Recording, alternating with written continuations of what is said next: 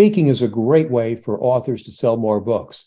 But the speaking industry has changed because of Zoom, because of travel, because of work at home, because of conferences, because of a million different factors. So what are the new trends now so that you as a thought leader and an author can have more influence, get more clients, and sell more books through speaking? That's what we're going to be talking about today. Our expert guest today is Ken Lizotte. He helps thought leaders expand their influence by writing books and lots of other ways. Great marketing advice from Ken. So Ken, welcome. Thank you, Dan. Thank you for welcoming me, inviting me. My pleasure. I know you've written a new book about speaking and authorship. What's it called? And tell us a little bit about that. Let's see, it's called, I always have to look at it myself so that I'll remember the subtitle, but The Speaker's Edge, the Ultimate Go-To Guide for Locating and Landing Lots of Speaking Gigs. And I'll tell you what this is. First of all, it's a updated edition. It came out a few years ago, actually. But given the lockdown experience we've all had and the Zoom experiences we have all had, and I did some extra research on virtual speaking, and I added that to this book because Fantastic. that's definitely what's changed in speaking, the landscape of it. Great. So tell us what's changed and how can we prepare for it? How can we take advantage of what's the changes? Right. Well, what's changed, and some of this is not going to be anything we don't all know because we're all living in it. But what's changed is that virtual speaking, just like what we're doing right now, is here to stay. And the question was, as the lockdown was easing and the pandemic was easing last year, whether or not that would be true. Because a lot of people wanted to just go right back to the traditional way of live, in-person, face-to-face audiences and all of that. And some of that's happening, but it's not happening to the extent that it's erasing our Zoom experience and we're all moving on. So the change that's taking place is that we've got to, as speakers, we've got to see how virtual speaking is now a stronger channel than it ever used to be. And we need to see that as a means of speaking, the Zoom, the video, the hybrid, etc. The second thing, though, that's really important is how do you sell books? And how do you sell books in this medium? And that's kind of tougher than in person, because the traditional way to sell books, obviously, for speakers is what we call back of the room sales. And there's somebody at a table, back of the room, side of the room, and we do the best speaking job that we can do.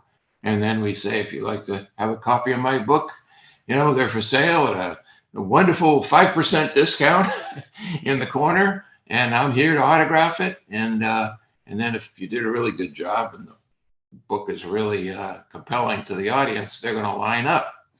So that's great, but they're not lining up when you're doing a virtual speaking gig. When you're doing a podcast or a Zoomcast, they're not lining up because they're all, we're all in an audience where we're individuals and we're not together, and we're not with the speaker. So what do you do? And part of what is in my revised edition of Speaker's Edges are some ideas as to what can be done to generate sales even in a virtual context. So that's the difference, and that's something that is still evolving in terms of how we really can be successful in that way. Right. Well, you've whetted our appetite. Can you give us some sneak preview of, say, your top 2 or 3 methods for selling on Zoom? Yeah. Well, one of the things to do is something that I've experimented with personally, and in a live broadcast, I have held a raffle, and you have, just as you might do in person. So you have a raffle, but what I ask the audience to do is, if they want to be involved in the raffle, for them to email me during the broadcast. They email me and they say that they want to be involved, and then I'll pick one or two people that are going to win the raffle, and then what I'm asking everybody to do is take their email address and put it on my email list. And you want to do that. A lot of times speakers don't do that, even in the traditional setting. They don't find a way to get people's emails. But if they don't have first of all, if they don't have an email list at all that they're using email marketing, that's a big mistake. I don't think they wouldn't know that I'm here with you, for example, if you didn't have an email system. So there's got to be an easier way to get emails from a virtual setting, and that's one thing that I've found has worked. Doesn't mean that the whole audience joins in, but a lot of them do. So those are going to be the people that are most interested. Exactly. You're getting them to raise their hand. So if there are 50 or 100 people in the room, but only 20 are interested, that's great. You don't care about the others that aren't interested. So you're not wasting their time. They're not wasting your time. What's another way to increase engagement or sell more books on Zoom? Another way is to offer something. There's some kind of a gift, and the gift obviously can't be the book itself, but if you can offer, let's say, a condensed version of the book, or some article or some chapter that might be of particular interest, then that is something that can get the attention of some of the people in the audience. The third way, though, is the question that typically a host like you would ask a guest like me at the end of the broadcast is, well, how can people get in touch with you, Ken? Or how can they learn more about what your book is, or what? And that's all well and good, but I always have had the feeling that there's probably, I don't know, 90% of the audience out there that probably that goes in one ear, out the other. They don't necessarily write it down. They don't necessarily click right over. I can't prove that, but I have that sense of it. So I think, how can I make it so that it's so easy that those who might be interested in me would check me out quickly or immediately? And interestingly, one of the best ways to do it, if you have really gotten your name around in various ways, like you have and like I have, is to say, email me, rather Google me. Just put like Dan Janelle or put Ken Lizotte, and what's going to happen is all of our stuff is going to come up. The website and the Amazon page, the LinkedIn, all of it comes up on the first round, the first page. So it's just a matter of like clicking any of those things that are right in front of you, and that moves the audience member closer to who you are, what you do. It may not necessarily sell a book, but it might get somebody interested in your consulting services, or whatever are the services or products that we each are offering, putting ourselves out. Those are some ideas that come to mind that are in the book. I'll tell you that sometimes people have offered me ideas that just seem kind of too convoluted and just too many steps that have to be taken in order to make this work. But I think my overall message is, what's changed is that virtual speaking is here to stay. The traditional speaking in person, live, is happening. It's coming, but it's just unfolding so much slower than we would have thought. And we have got to develop ideas for turning this virtual setting into the same book buying and book reading service that we're able to activate when we're in a traditional setting. Well, those are great ideas, Ken. I'm wondering, since Zoom is now going to be the big thing and podcasts are obviously the big things, what can authors do to get more engagements as as podcast guests or as guests on summits or webinars? Well, it's really the same process as it was before with the traditional conferences and all. Again, you go back to Google and it's finding those kinds of conferences or events that might be looking for speakers. That's a formal way to do research, but another way is the informal, which goes back again to the traditional networking and whatever you might get involved, for example, in an organization that puts on a lot of events, even if they're monthly chapter meetings and that kind of thing. And if it's the right audience for you, then you're going to be able to send them an email pitching yourself. So it's just a matter of knowing that that's what you're looking for here is not necessarily the big conference and the big keynote, but the audience, wherever it might be. Obviously, it's a lot less effort and a lot less time and a lot less money spent to get yourself in a virtual setting than it is in a conference, unless they're going to, in terms of expense, they might be paying your expenses and paying you a fee, but that doesn't always happen either. So you've got to find a way to get around that. But with virtual, as we all know, it's nothing. I sat down at about 5 minutes to when we started, and you came later, and I mean, you're the event organizer here as well as the host, but you came later, and that's okay. You weren't late. It's just a matter of we're both in our own settings, and it's changed the game so incredibly. Right. Ken, what kind of skills do authors need when they're making a Zoom call? How can they show up and really look professional? One of the things that I suggest is if they can find a way to weave parts of their book into the program, so that not that they read their whole book or read a whole chapter, but if there are some short segments that they could offer as part of the flow of the conversation, that can be helpful, because what that does is have the book be as important as they are, which is really important if you're going to move people to buying the book. Give them a sense, give them a flavor for what the book is all about. So that's one of the ways that I would say is important. Make the book a part of your presentation. Can you give us an example? What I mean by that is that you sort of did that brilliantly at the very beginning when I asked you the question of, what are new trends? And you said, well, as in my book, and that was a perfect segue.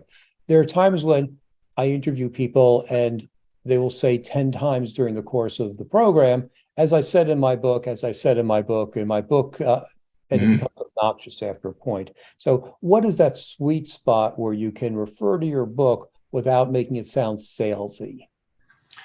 Well, I mean, that's it's one of those things. It's like they say about art. We know it when we see it. In this case, we know it when it starts to become obnoxious, if that's all they do.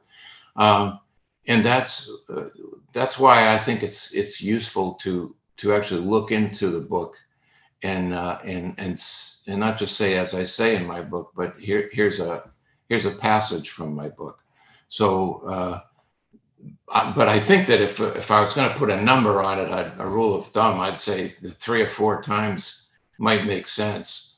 The other thing is when you say, as I say in my book, it doesn't hurt to say the title as well, just to keep reminding people. It's all a matter of impressions. It's all a matter of repetition. The other thing I might add, though, also is what in the event organizer or the sponsor, to what extent are they promoting your book outside of the actual virtual time period? And I did just double check you, and you've got all the information that I sent you. You've got plenty of stuff on there. So if somebody wants to just stay on your website and go over, they're going to see it. But a lot of times that's not the case with podcasters. They don't necessarily put much. They might put the name of the guest on it, and it might be an author. They might not even put the name of the book. So you got to sort of check that out, and you can try to get them to put that information on there. But I found that it's kind of an uphill battle if that's not their normal format. So once again, see what's on there. You know, I can rest easy. Personally, I can rest easy chatting with you because I know that I'm on your website to the extent that I need to be. All the pertinent information is there.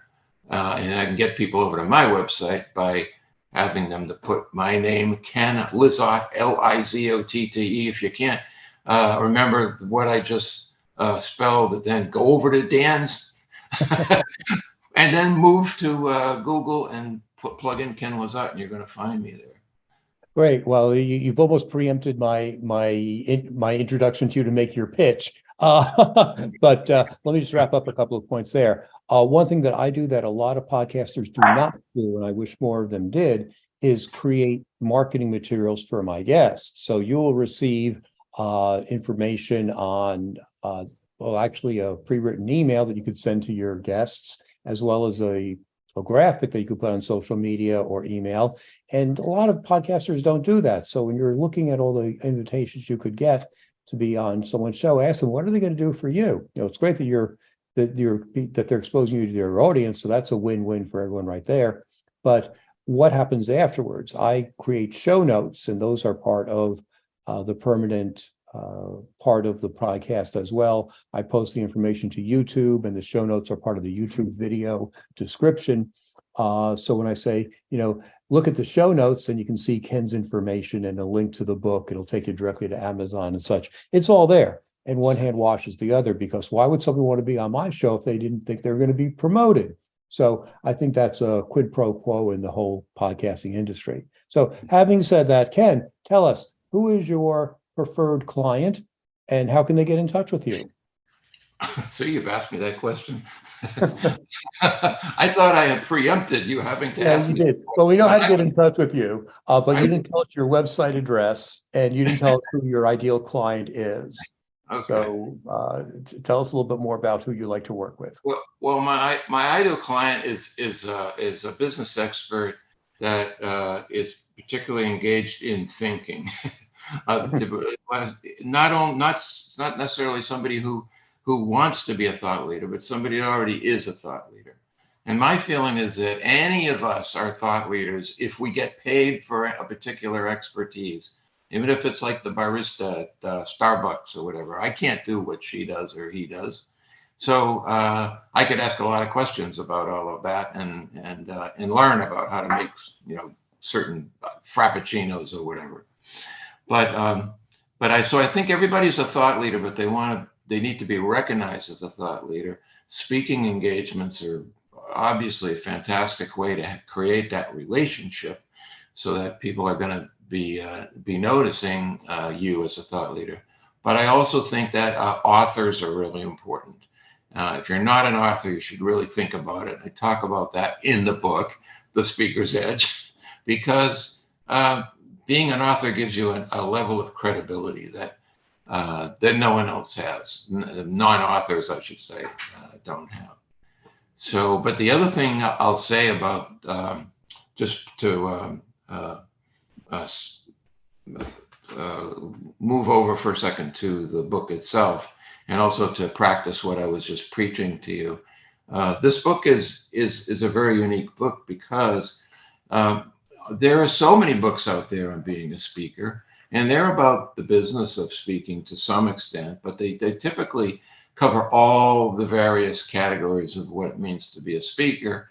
including a lot on how to deliver a speech and a presentation and all. But I realized there was no book that was just about how to locate speaking engagements. So I have very little in the book except for that. And 2 paragraphs I'll read to you very quickly. I set out to write about this very subject and this subject alone. That's looking for speaking engagements. So many books can be found about how to become a great speaker or about the business nuts and bolts of speaking, how to dress, etc. But no books I know of focus solely on strategies and techniques for obtaining speaking engagements. And then I go on to talk about how there's no one size fits all. It's not a magic formula, but there are a lot of different tactics that you can employ, and you can try, and probably create some of your own when you get inspired. But the speaking engagements are out there, probably more than they were before, because I think the virtual has expanded it. I want to say one of the things that I think a lot of people are probably wondering about the paid speaking engagement part.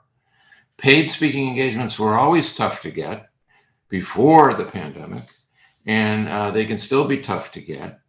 It all has to do not well with your personal topic and the sense that an event organizer would have of your expertise, but also what are they looking for and what budget do they have?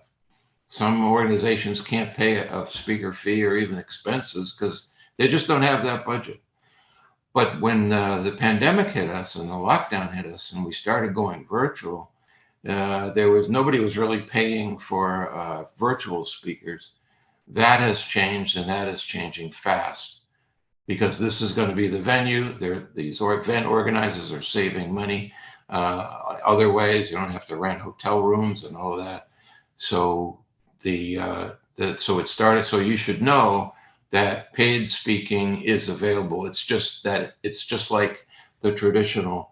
It doesn't mean that everybody has a budget to pay a speaker, but how do you get there? Well, you get there through pro bono speaking as well, which is what we're doing. Because I had a feeling you told me you lost your checkbook, Dan. So I don't think I'm going to get paid for this after all, even though I expected big money. But I think that there could be somebody out there who might want me to come and speak. So this is an audition in that sense, and that could lead to a paid speaking engagement. Right, and that's a way to promote yourself and give everyone a little piece of the action and show what you can do. In fact, it was funny. I went to a baseball game last night. We got there like the middle of the first inning, and as we walked in, past the ticket taker, there was a guy in the lobby saying, "There are 2 out, and man on first." He had a great voice. I was thinking, he's auditioning. He's waiting for someone who works at a radio station, TV station, whatever, to say, "Hey, that guy has a great voice. Let's hire him." I thought, well, you make your opportunities. So, Ken, before you go, tell us one tip from your book. How can you find speaking engagements? One particular tip? Sure. I really think that the best tactic is what I was mentioning before, and that's to get involved in an organization where you volunteer and you're a part of it, whether you're on a board of directors or you just volunteer or something like that, but that the membership is the right audience for you. I really got my whole business, which has more to do with helping people get books published, a little similar to yours, Dan, although I'm not involved with ghostwriting the way you are. But I know I first got involved in this because I got asked to speak on a panel for the Institute of Management Consultants. There was no pay, but they knew that I had a background in publishing and speaking, and that's what the topic was: writing. I'll never forget it. Writing and speaking to advance your consulting practice. That night, there was a dinner following the panel, and 2 of the consultants who had been in the audience approached me individually and said, I've been thinking about writing articles and getting published. Would you be willing to work with me? I didn't have a business yet, and but I was thinking about it, and so they became my first two clients. And then 2 weeks later, I got a call from a third audience attendee, and he said, I've been thinking about writing a book. I've been kind of working on it, and I'm stuck. Would you be willing to work with me?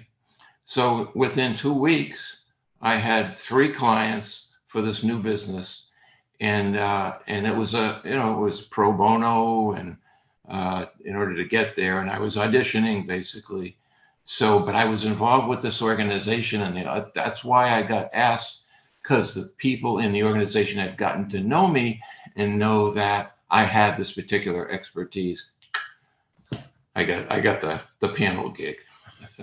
Great story. And that's the whole purpose of writing a book. You can only make so much money writing a book, but you can make so much more money consulting, and the speaking is the way to get there. Well, thank you very much, Ken, for being our guest today. Thanks everyone for listening. We have more than 150 other videos on this YouTube channel on how to write and market your book. Check them out. And if I can help you write your book, either as a ghostwriter or your book coach, you can find more information at writeyourbookinaflash.com. Thanks again for being with us. Goodbye.